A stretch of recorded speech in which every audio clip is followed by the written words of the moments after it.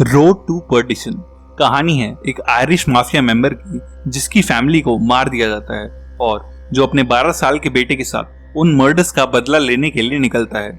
Tom Hanks की दमदार acting और 30s के माफिया कल्चर का टच इस मूवी को यूनिक बनाता है। पर वीडियो में आगे बढ़ने से पहले अगर आपने अब तक भी मेरा चैनल सब्सक्राइब नहीं किया है तो प्लीज इसे अभी सब्सक्राइब कर लीजिए। तो इस कहानी की शुरुआत होती है साल 1930 में 12 साल के माइकल से, जो अमेरिका के इलिनॉय स्टेट में अपने पेरेंट्स और छोटे भाई पीटर के साथ रहता है। माइकल का फादर माइक सुलिवन एक बेहद सीरियस इंसान होता है जो आयरिश माफिया के लिए लीगल और इलीगल काम करता है और इलिनॉय के माफिया बॉस रूनी का राइट हैंड है। माइक अपनी फैमिली को लेके रूनी के घर एक डेथ पे अफसोस करने जाता है, जहां रूनी माइक के दोनों बेटों पीटर और माइकल के साथ खेलता है। रूनी का अपना बेटा कॉनर एक शराबी और अय्याश होता है और रूनी हमेशा अपने सगे बेटे से ज्यादा अटेंशन माइक को देता है और माइक के लिए भी रूनी हमेशा से एक फादर जैसा होता है, क्योंकि माइक एक अनाथ होता है और रूनी ने ही उसे बड़ा किया होता है। जिस आदमी की डेथ के लिए सब लोग इकट्ठा हुए होते हैं, उसका भाई फिन सबके सामने रूनी को इंसल्ट करता है और अपने भाई की मौत के लिए उसे ब्लेम करता है और माइक और कॉनर तुरंत उसे घर से बाहर ले जाते हैं और बाहर जाके वो रूनी से बदला लेने की धमकी देता है और वहां से चला जाता है। रूनी रात को कॉनर को माइक के साथ जाके फिन को समझाने के लिए कहता है और माइक प्रिकॉशंस के लिए अपना वेपन्स का बैग भी साथ ले लेता है। माइकल को अपने फादर के काम में बेहद इंटरेस्ट होता है, इसीलिए वो उसकी कार सीट के नीचे छुप के ट्रैवल करने लगता है। माइक कॉनर को उसके घर से पिक करता है और वो दोनों फिन से मिलने जाते हैं, ये ना जानते हुए कि उस कार में माइकल छुप के उनके साथ आ गया है। वो दोनों फिन से मिलने एक गोडाउन में जाते हैं और माइकल कार से निकल के एक होल में से अंदर सब देखने लगता है। कॉनर फिन को समझाता है कि उसके भाई ने गैंग से चोरी की थी, इसीलिए उसे मारना पड़ा, पर फिन कहता है कि उसका भाई गैंग के लिए बेहद लॉयल था और चोरी उसने नहीं बल्कि उसके नाम पे कॉर्नर ने की थी। और अपना नाम सुनते ही कॉर्नर फिन को गोली मार देता है और माइक फिन के 2 बॉडीगार्ड्स को शूट करता है। ये सब देख के माइकल घबरा जाता है और कॉर्नर भी उसे अंदर झांकते हुए देख लेता है। माइक फौरन बाहर जाके विटनेस को खत्म करने की सोचता है, पर अपने बेटे को देख के रुक जाता है। वो कॉर्नर से कहता है कि माइकल किसी को कुछ नहीं कहने वाला और ये सब एक सीक्रेट रहेगा, और कॉर्नर वापस अपने घर चला जाता है। माइक माइकल के साथ अपने घर वापस आता है और कहता है कि रूनी सिर्फ उसका बॉस नहीं, उसके फादर और तुम्हारे ग्रैंडफादर जैसा है और हमारा सब कुछ उन्हीं का दिया हुआ है, इसलिए इस इंसिडेंट को भूल जाओ और कभी किसी से इसके बारे में बात नहीं करना। माइकल के लिए ये सब समझना बेहद मुश्किल होता है और रूनी भी उसके घर आके उसे चुप रहने की सलाह देता है। रूनी कॉर्नर को फिन को मारने के लिए एक बिजनेस मीटिंग में सबके सामने इंसल्ट करता है और आज से माइक को सारा पैसा और बिजनेस हैंडल करने के लिए बोलता है। कॉर्नर माइक से जलन के साथ साथ अब डरने भी लगता है कि कहीं माइक उसके फादर का सारा बिजनेस टेक ओवर न कर ले, इसलिए वो अब माइक को रास्ते से हटाने का प्लान करता है। माइक हर हफ्ते की तरह रूनी के लिए बार्स और कैसीनो से वसूली करने जा रहा होता है, जब कॉर्नर उसे कहता है कि कैस्टिलो नाम का एक आदमी कई दिनों से पेमेंट नहीं कर रहा है और उसे जाके एक लेटर देने को कहता है। माइक कैस्टिलो के बार में जाके उससे मिलता है और उसे वो लेटर देता है। जब कैस्टिलो वो लेटर खोल के पढ़ता है तब उसके एक्सप्रेशन बदल जाते हैं और माइक को सब कुछ बेहद वियर्ड लगता है। कैस्टिलो अपने बॉडीगार्ड को माइक को शूट करने का इशारा करता है, पर अब तक माइक अलर्ट हो जाता है और तुरंत कैस्टिलो को और उसके बॉडीगार्ड को शूट करके मार डालता है। माइक वो लेटर पढ़ता है जिसमें कैस्टिलो के लिए लिखा होता है कि माइक सुलिवन को मार दो और तुम्हारा सारा कर्जा माफ हो जाएगा। माइक को लगता है कि उसकी तरह उसका बेटा माइकल भी खतरे में हो सकता है और वो अपने घर पे फोन करता है, पर उसके घर की लाइन बिजी होती है और सेम टाइम पे एक गनमैन माइक के घर में घुस के उसकी वाइफ और छोटे बेटे पीटर को गोलियों से भून देता है। माइकल अपनी साइकिल की वजह से उस शाम घर आने में लेट हो गया होता है, इसीलिए बच जाता है, पर वो उस गनमैन का उसके घर से निकलने से पहले चेहरा देख लेता है और कॉर्नर को तुरंत पहचान लेता है। कॉर्नर के वहां से जाने के बाद माइकल अपनी माँ और भाई की लाश देखता है और अपने फादर के आने की वेट करने लगता है। कुछ देर के बाद माइक भी घर पहुंच जाता है और माइकल को अनहार्म देख के खुश होता है, पर अपनी वाइफ और छोटे बेटे की लाश देख के रोने लगता है। रूनी को जब कॉर्नर की हरकतों के बारे में पता चलता है तब वो कॉर्नर को बहुत मारता है और गालियां देता है, पर कॉर्नर कहता है कि माइक का बेटा पुलिस को सब बता सकता था, इसीलिए उसने ऐसा किया है। माइक अपने बेटे को लेके उस शहर से निकल जाता है और एक लंबी ड्राइव के बाद शिकागो शहर पहुंच जाता है, जहां पहुंच के वो एक क्राइम बॉस फ्रैंक नीटी से मिलता है और शिकागो शहर के माफिया के लिए काम करने का ऑफर देता है अगर वो रूनी के बेटे कॉर्नर को मारने में उसकी हेल्प करे तो।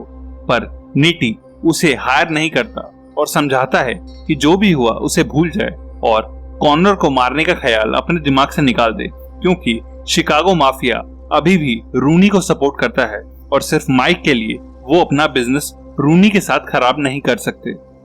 माइक वहां से चला जाता है और उसके जाते ही नीटी साथ वाले मीटिंग रूम में जाता है, जहां रूनी और कॉर्नर ऑलरेडी बैठ के माइक और नीटी की सारी बातें सुन रहे थे। नीटी कहता है कि माइक एक कमाल का हिटमैन है और वो कॉर्नर को मारे बिना नहीं रुकेगा, और रूनी माइक के नाम की सुपारी दे देता है। नीटी माइक को मारने का कॉन्ट्रैक्ट हार्लन को देता है। हार्लन कोई आम कॉन्ट्रैक्ट किलर नहीं बल्कि एक साइको होता है। वो अपने टारगेट्स को मारने के बाद उनकी डेड बॉडीज की फोटो खींचता है और उन फोटोज को अपने शिकार की निशानी के तौर पर रख लेता है। हार्लन नीटी से माइक की डिटेल्स ले लेता है और उसके रिलेटिव्स पर नजर रखने लगता है और जल्द ही ये पता कर लेता है कि माइक अपने बेटे को लेके अपनी सिस्टर इन लॉ के घर पर्डिशन जा रहा है। हाईवे पे माइक कुछ खाने के लिए एक डाइनर पे रुकता है, पर माइकल कार में ही रहता है क्योंकि उसे बेहद नींद आ रही होती है। हार्लन उस डाइनर तक पहुंच जाता है और माइक के ठीक सामने आके बैठ जाता है। माइक उसकी बातों से समझ जाता है कि वो एक हिटमैन है और पब्लिकली गन फाइट से बचने के लिए एक वॉशरूम जाने के बहाने वहां से भाग निकलता है। हार्लन की कार को माइक ने किचन नाइफ से पहले ही पंचर कर दिया होता है, इसलिए वो उनका पीछा नहीं कर पाता और उन पे शूट करता है, पर माइक और माइकल सेफली वहां से बचकर निकल जाते हैं और गुस्से में हार्लन वहां मौजूद एक पुलिस वाले को शूट करके मार डालता है, क्योंकि माइक पहला ऐसा टारगेट होता है जिसे हार्लन नहीं मार पाया। कॉर्नर को बचाने और अपने पीछे एक कॉन्ट्रैक्ट किलर लगवाने की वजह से माइक अब शिकागो माफिया के खिलाफ जंग छेड़ देता है। माइक को पता होता है कि इन मॉबस्टर्स के लिए अपनी ब्लैक मनी बेहद कीमती होती है, इसलिए वो अपने बेटे को ड्राइविंग सिखाता है ताकि वो माइक का गेट अवे ड्राइवर बन सके जब माइक शिकागो माफिया के पैसे बैंक से लूटे।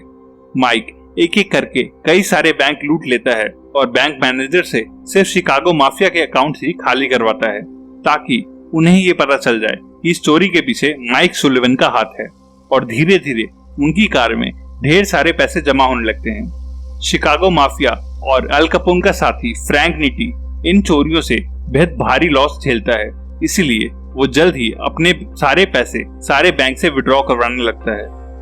अगली चोरी करने जब माइक बैंक आता है तब उसे पता चलता है कि शिकागो माफिया ने कई सारी ब्रांचेस से अपने सारे पैसे निकलवा लिए हैं, इसलिए उन बाकी पैसों का पता करने माइक वॉलेस नाम के एक अकाउंटेंट के होटल में जाता है जिसके पास मोस्टली सभी बड़े गैंगस्टर्स के हिसाब होते हैं। पर वॉलेस एक ट्रैप का हिस्सा होता है क्योंकि हार्लन कई दिनों से उसके रूम पे नजर रखा होता है, और वो जब तक माइक को बातों में उलझाता है तब तक हार्लन सामने के होटल से माइक को मारने वहां आ जाता है। माइक शॉक जरूर होता है, पर हार्लन की शॉटगन का जवाब अपने पिस्टल से बखूबी देता है और इस फायर फाइट में माइक हार्लन के फेस को जख्मी करके उस होटल से भाग निकलता है, पर जख्मी हालत में भी हार्लन माइक को एक गोली मारने में कामयाब होता है। रास्ते में गोली के जख्म से माइक बेहोश हो जाता है और माइकल हाईवे पे गाड़ी रोक के एक बूढ़े कपल से हेल्प मांगता है। वो दोनों मिलके माइक की गोली निकाल देते हैं और अगले कई दिनों तक उसकी टेक केयर करते हैं, जिस बीच माइक को भी अपने बेटे के साथ टाइम स्पेंड करने का मौका मिलता है। माइक को वॉलेस के रूम से चुराई हुई एक अकाउंट बुक से पता चलता है कि कॉर्नर ने मरे हुए लोगों के नाम से कई सारे बैंक्स में अकाउंट खोल रखे हैं और वो ये डायरी लेके वापस इलिनॉय के लिए निकलता है और जाने से पहले उस बूढ़े कपल के लिए एक बैग में बेहद सारे पैसे छोड़ जाता है। माइक चर्च में रूनी से मिलता है और उससे एक बार बात करने की रिक्वेस्ट करता है और रूनी मान जाता है। माइक सारे प्रूफ देके उसे बताता है कि कॉर्नर सालों से बिजनेस से पैसे चुरा रहा है और फिन और उसके भाई ने कभी हमसे कोई चोरी नहीं की थी। माइक कहता है कि उसकी रूनी से कोई दुश्मनी नहीं है और उसे बस कॉर्नर चाहिए, पर रूनी उससे कहता है कि वो सब जानता है, पर कॉर्नर जैसा भी है उसका अपना बेटा है और वो उसे मरने नहीं दे सकता। ये सुन के माइक अपनी बीवी और बेटे का हिसाब भी रूनी से मांगता है, पर रूनी के पास इसका कोई जवाब नहीं होता और माइक अब समझ जाता है कि उसे अब वापस से एक हिटमैन ही बनना पड़ेगा। माइक वापस होटल आके अपनी थॉमसन सब मशीन गन असेंबल करता है और माइकल के लिए एक लास्ट लेटर छोड़ के वॉर पे निकल पड़ता है। एक बारिश भरी रात में रूनी अपने कई सारे बॉडीगार्ड्स के साथ डिनर करके एक होटल से निकलता है और माइक उन पे अटैक कर देता है। रूनी के गार्ड्स को समझ ही नहीं आता कि गोलियां कहां से चल रही हैं और कुछ ही सेकंड्स में माइक सबको खत्म कर देता है। रूनी कार लेके वहां से भागने की कोशिश भी नहीं करता और माइक उसके पास आके उसे पॉइंट ब्लैंक रेंज से शूट करके मार डालता है। इलिनॉय स्टेट की इस लड़ाई में शिकागो माफिया का बेहद नुकसान हो रहा होता है, इसलिए रूनी के मरते ही निटी एक पीसफुल कॉम्प्रोमाइज के बदले में माइक को कॉर्नर की लोकेशन बता देता है और माइक उस होटल में जाके कॉर्नर को नहाते हुए बाथ टब में शूट करके मार डालता है। माइकल अपने फादर का लेटर पढ़ के बेहद रोता है, पर जब माइक बिल्कुल ठीक ठाक हालत में वापस आ जाता है तब वो बेहद खुश होता है और फाइनली वो लोग पर्डिशन के उस बीच हाउस के लिए निकलते हैं। बीच हाउस बेहद सुंदर होता है और माइकल को वहाँ एक डॉग भी मिल जाता है। माइकल को बीच पर इतना खुश देख के माइक भी खुश होता है, पर तभी माइक को कोई क्लोज रेंज से 3 गोलियां मारता है। माइक देखता है कि अपने फेस पे चोट के निशान के साथ हार्लन वहां आ गया होता है और अपना कैमरा रेडी करके वो माइक की फोटो लेने लगता है। माइकल भी गन लेके हार्लन की तरफ पॉइंट करता है, पर हार्लन उससे बिना डरे उसकी तरफ आगे बढ़ता है। ये जानते हुए कि माइकल किसी पे गोली नहीं चला पाएगा, माइक ही हार्लन को मार गिराता है। माइक उससे कहता है कि उसे प्राउड है कि उसने गोली नहीं चलाई और वो कभी नहीं चाहता था कि उसका कोई भी बेटा उसके जैसा बने, और ये कह के माइक दम तोड़ देता है। मूवी के एंड में हम देखते हैं कि माइकल, जिसे अब तक ठीक से ड्राइव करना आ चुका होता है, उस डॉग के साथ वापस उस बूढ़े कपल के पास आ जाता है और उन्हीं के साथ रहने लगता है। ऐसी ही एक और गैंगस्टर मूवी के लिए लेफ्ट क्लिक करना, और अगर मोटिवेशनल मूवीज का शौक है तो प्लीज क्लिक ऑन राइट। तब तक के लिए stay safe and bye bye.